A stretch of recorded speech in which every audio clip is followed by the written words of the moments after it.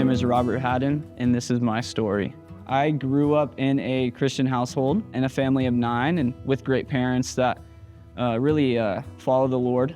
My dad's job brought us up here, and at that time I was really upset with God. I could tell that was whenever I blamed him for the move, and so whenever I came up here, did not have a solid foundation, was away from my community, and did not really know how else to continue.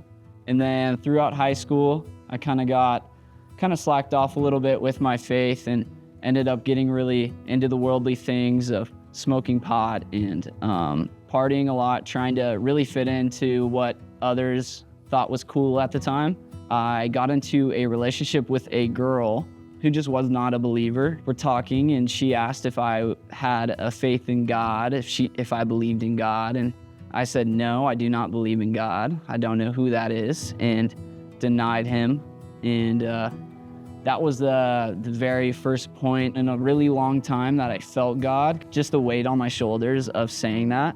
And I remember it just in seconds right after, God definitely reminded me. So at that time I was working, and there was this awesome friend who was also a believer, and he kept reaching out to me about this group that he goes on Tuesday nights, and just this community that he's surrounded by. And for a while I was very envious of it and very jealous. So for a while I was running away from God and definitely blaming him on things that I feel like I personally caused. Through that time, I one night just had nothing to do on this Tuesday night, and he hit me up again and was like, hey, do you want to come on Tuesday nights? There's group tonight at 6:30.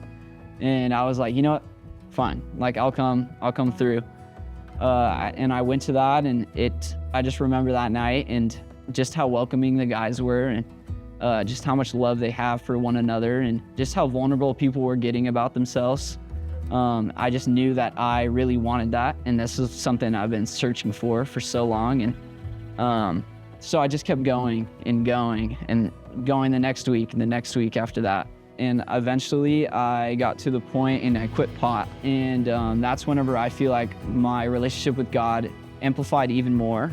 Him just taking that away and freeing me from those chains was just very powerful. So fast forward to this last December, I had the feeling, it was kind of stirring in me of, hey, you should get baptized. Like, I think you're ready to get baptized. I kept getting reminded of it. And in January, I finally spoke up to the guys.